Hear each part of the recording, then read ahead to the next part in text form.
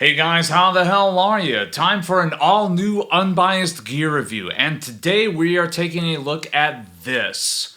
The Shroot 2 by Fuzz Imp Effects.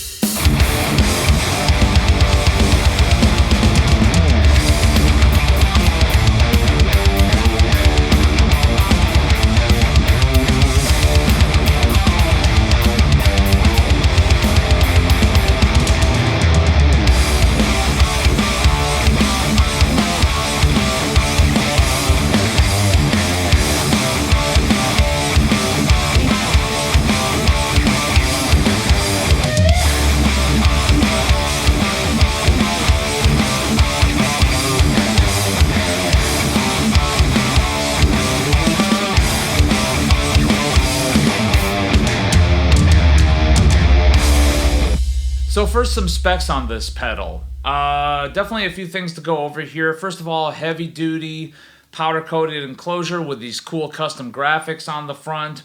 It's no secret that Justice, the builder of these, is definitely a huge fan of The Office, so hence the name, hence the layout, hence the graphic on here.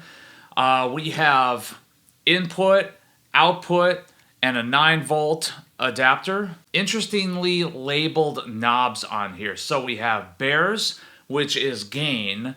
We have Beets, which is kind of a tone or presence control.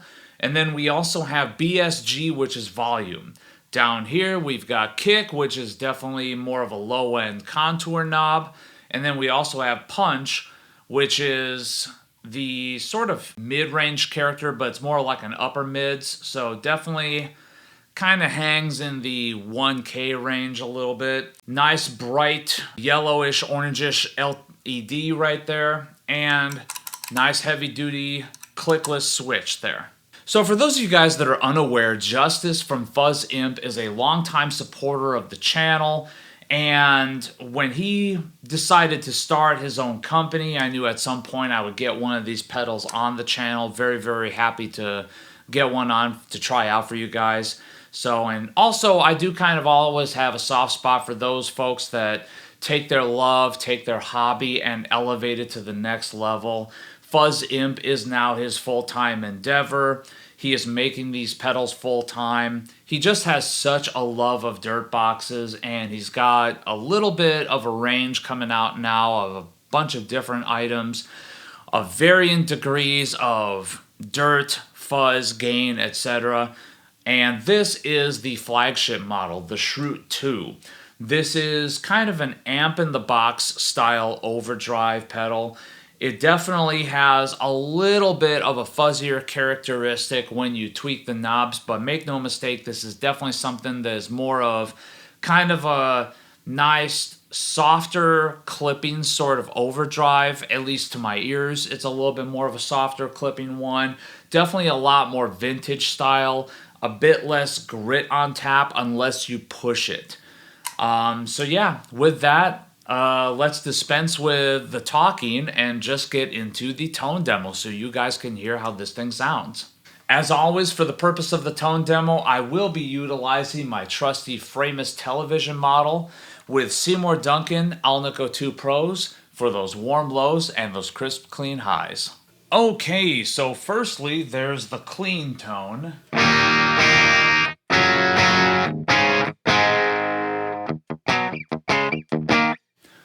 On the Dover DA50, all of the knobs are facing straight up at high noon across the EQ section and also in the master section. The only exception being is that I've got the master volume kind of cranked up and the gain is barely up at all. It's just to get as much of a clean tone out of the Dover as I can get.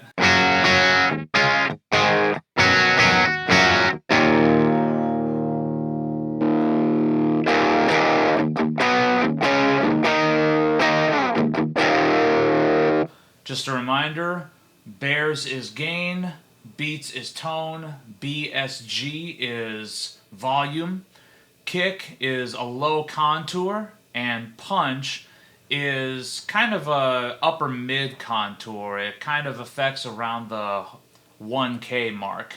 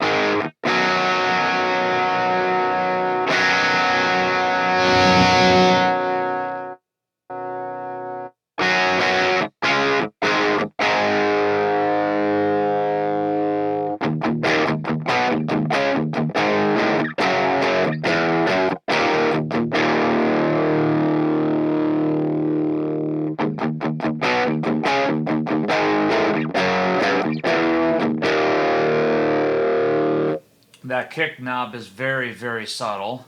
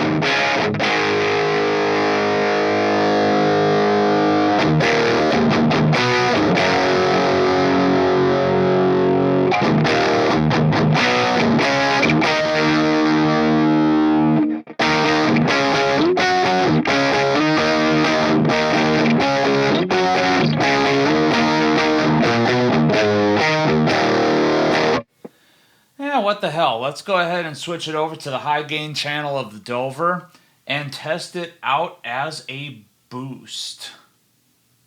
Flip all the knobs back up.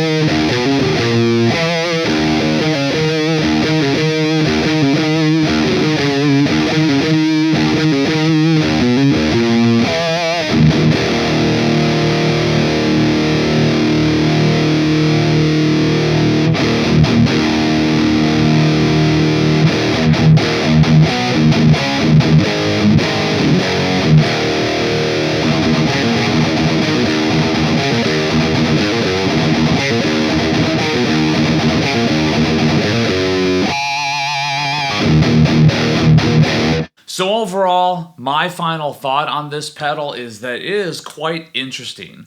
Normally I go for a lot more modern sounding overdrives, but pretty much instantly I was able to get some awesome COC and clutch style tones out of this thing. And then also you can get a lot more of a grindy kind of grit to it if you just pump up that punch knob.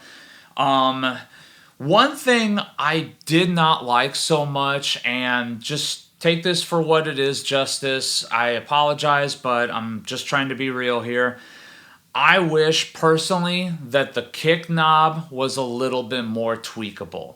My own personal taste, I wish it had a lot more on tap to it. I just feel like that was kind of a missed opportunity. In talking to Justice, he's definitely said that he left it the way it is because it does what he ultimately wants it to do with this pedal. But just on a personal note, I wish it had a little bit more tweakability to it, a little bit more oomph to it when you dimed it. That's all. Otherwise, I thought that it sounded really, really great. I thought that there's plenty of gain on tap here. You can definitely get into some higher gain territory, whether running it into the Dover. I did run it into the Mesa at one point. I thought it sounded great. Where I felt it really shined was when I was running it into the Marshall JCM 900. And as a result, in the demo track that you heard at the beginning of this video, you've got 2 tracks of JCM 900 split off slight left, slight right. 2 tracks of this through the Dover with a little bit more gain. Hard left and hard right, and blending them together gives a nice, full, very COC and kind of down sort of sound to it, which I loved. I thought it sounded great. I think that, honestly, this thing is a pretty killer pedal, and I can't recommend it enough, especially if that's the sort of sound you're going for. Something where you can just plug a Les Paul into a Marshall and get something a little bit more girthy and grindy, but still with that sort of vintage, slightly stonery, slightly doomy characteristic. I think this serves a great purpose there. But I hear what you're saying. Arnold, what are you drinking today? I am so glad that you asked. Let's go to the beer fridge and let's find out.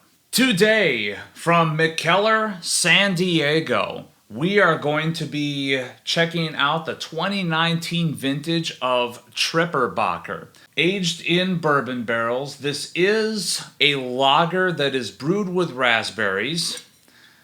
Let's see, it has an alcohol by volume of 11.2%. Looking very forward to checking this out. Mikkeller's always been one of my faves. I definitely like pretty much everything that I've had from them. Even used to enjoy occasionally going to the Mikkeller bar that was in Oakland. That was always kind of a nice experience. So anyways,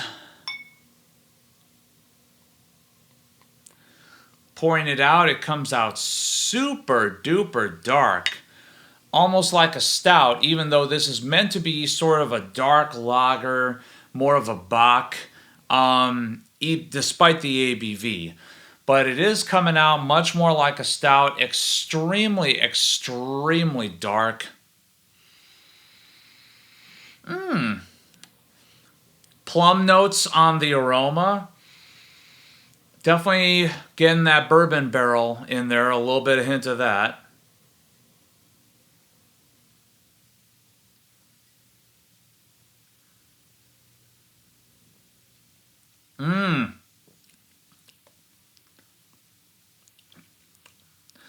Kind of medium-bodied.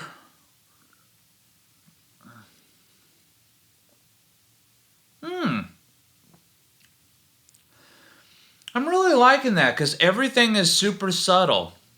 Nothing is really overpowering anything else. You definitely have some sort of bready kind of notes like what you would get from like a Belgian-style quad.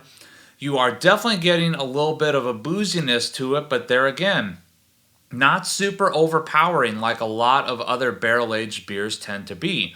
It's just kind of there and adding to the complexity of it. It's not overpowering anything. Even the raspberry thing, like even though it says that it's lager brewed with raspberries, I'm getting it more on the back end than anything else. I'm getting a little bit of plum, a little bit of raisin in there, but the raspberry is kind of hitting in the sort of finish. Like after I kind of get this down my gullet a little bit, it's just kind of in the remaining aftertaste. It's just really, really nice like that.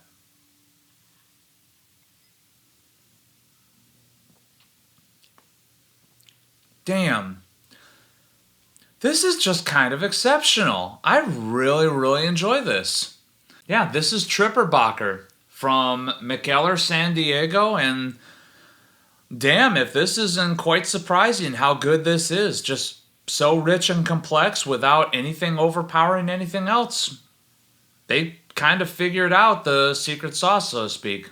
So thank you guys so much for tuning in. Please, please remember to check out more. So thank you guys so much for tuning in. Please remember to like this video, share, subscribe, comment, whatever. The more interactions you give with this video, the more it shows up in the almighty algorithm. But also, please, I want you guys to remember that there is more metal and guitar-oriented content to come. And please, take your...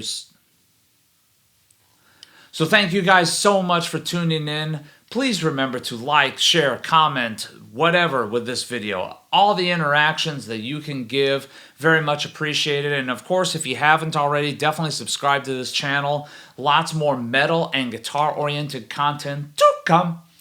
And as always, please remember, take what you do seriously. Do not take yourselves too seriously.